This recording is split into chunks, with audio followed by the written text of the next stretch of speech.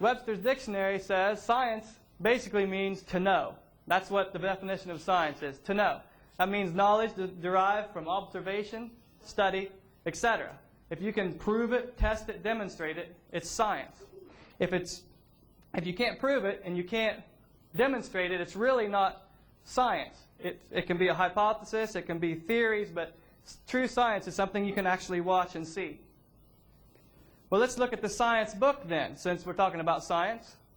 Here we have a science book, 1992 General Science book for textbook. Says, how was the universe born and how will it end? It says most astronomers believe that about 18 to 20 billion years ago, all the matter in the universe was concentrated into one very dense, very hot region that may have been much smaller than the period on this page. That's what the science book says. Do they know that or do they think that? That's the question here. It says this explosion is called the Big Bang. That's what they call the Big Bang. Everything started with the Big Bang, according to the science book. Here's another science book, 1991, says all of the matter and energy will once again be packed into a small area. This area may be no bigger than the period at the end of this sentence. Then another Big Bang will occur. This is not science, folks. Matter of fact, at the end it even says a Big Bang may occur once every 80 to 100 billion years. This is all theoretical. This is just as much a religion as any other religion in the world would be, because you have to believe it without being able to see it. It's not science. It's basically a religion. If you can understand that, that's one of my main points in my seminars. The Bible says, in the beginning, that's time. God created the heavens, that's space, and the earth, that's matter. Time, space, and matter all came into existence the very first verse of the Bible. That's called the time, space, matter continuum. As a matter of fact, not only is it just a trinity like that, time, space, and matter, it's also a trinity of trinities. Time has past, present, future. Space has length, width, and height. And matter has solid, liquid, and gas. All this came into the very first verse of the Bible. In the beginning, God created the heavens and earth. The evolution theory says Big Bang. See, God of the evolution theory is Big Bang. Big Bang created time, space, matter. As even the scientists will agree that every time and space and matter had to come into existence at the same time, because it all works together. If I was to tell you that you could kiss a frog and it would turn into a prince, you'd probably tell me that that's a fairy tale, right? Well, in our nomenclature today, if a frog turns into a handsome prince quickly, it's a fairy tale. But if a frog turns into a handsome prince slowly, it's modern science. Go figure. The Bible says, I will praise thee, for I am fearfully and wonderfully made. That's what the Bible has to say. Matter of fact, from conception until birth, the baby adds 15,000 cells per minute to its body. Each one of them cells is more complex than a space shuttle. You see, back in Darwin's time, Darwin thought that a cell was just a little sack of jelly. But now we know that each little cell is more complex than a space shuttle. That's one of the things that they thought about. That's how they started with evolution. They thought it was a sack of jelly. They didn't realize how complex it was. So the textbooks are telling us this is Grandpa right here, basically. That's what they're saying. Ancestral to both humans and modern apes. That's what the textbook says. And there are numerous scientific ways to show that the universe is not billions of years old. Remember the supernova rings. That's one big thing. We look out there, we don't see very many of them. Magnets, they lose their strength with time, and the Earth is like a big magnet.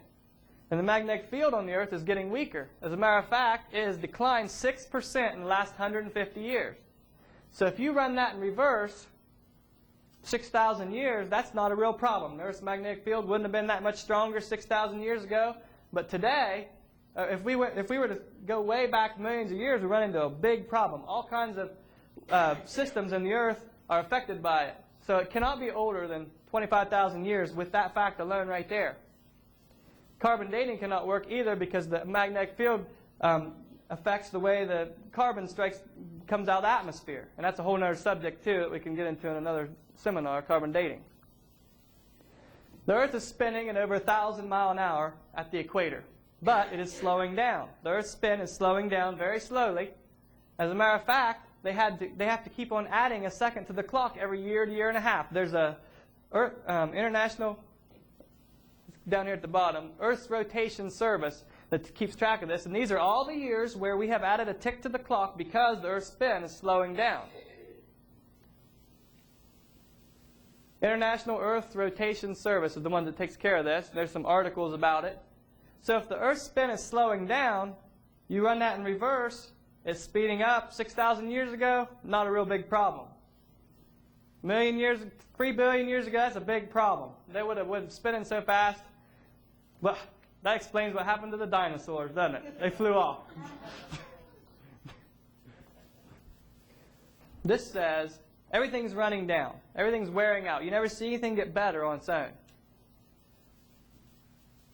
So, if everything is always getting better, how could things evolve and if everything's getting worse, how could things evolve from nothing and work their way up to very complex? That's against this law of physics right here. Here's a Bible verse, backs the second law of thermodynamics right up. The Bible says, "The heavens are the work of thine hands. They shall perish, but thou remainest. And they shall all wax old as doth the garment." And that's exactly what we see. That's a sign. We can look at this and we can scientifically prove that things are slowing down, wearing out. Everything gets worse instead of better with time. Here's a picture of Sue at 20. Here's a picture of Sue at 90. Here's a picture of Sue at 3,000. Going from bad to worse, I must say.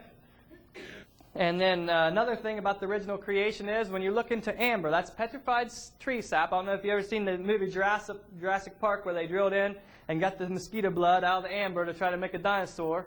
That's the idea here. We got petrified tree sap that kind of locked this animal, this little insect, in time. Well, sometimes you find air bubbles inside the amber. And when you look in the air bubbles, you drill into them, you find a lot more oxygen than we have today. Matter of fact, and this article says about 50% more oxygen than it does now.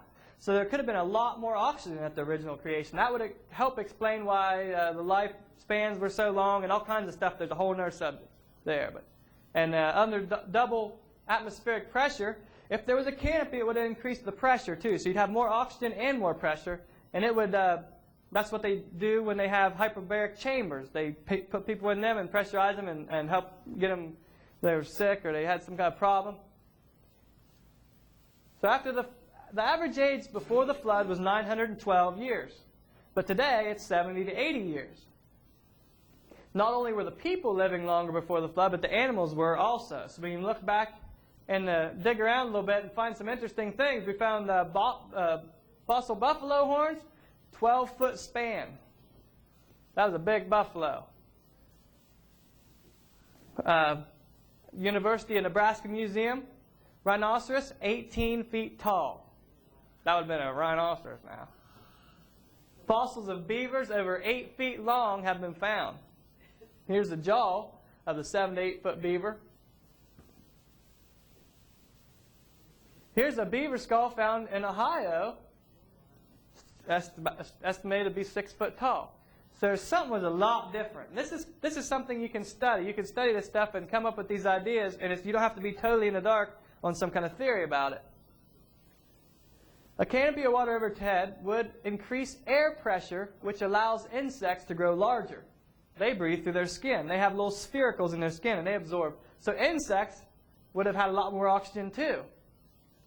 So here's a dragonfly fossil found, 50-inch wingspan. Now that would have been one heck of a dragonfly, found in Italy. Cockroaches that are 18 inches long have been found in the fossil record. How'd you like to have a couple of them running out from underneath the sink? Fossils of grasshoppers over 2 feet long have been found.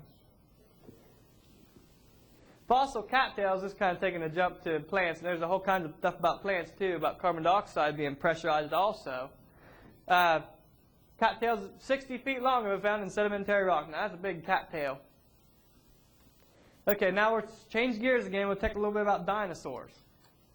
Dinosaurs, here's from a Whole Earth Science book. A little clipping here says, like all reptiles, it grows throughout its life. All reptiles grow. They never stop growing.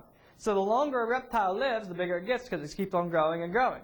Well, if there would have been a different atmosphere and everything like that that caused things to live longer, it's very possible that the dinosaurs were just big lizards that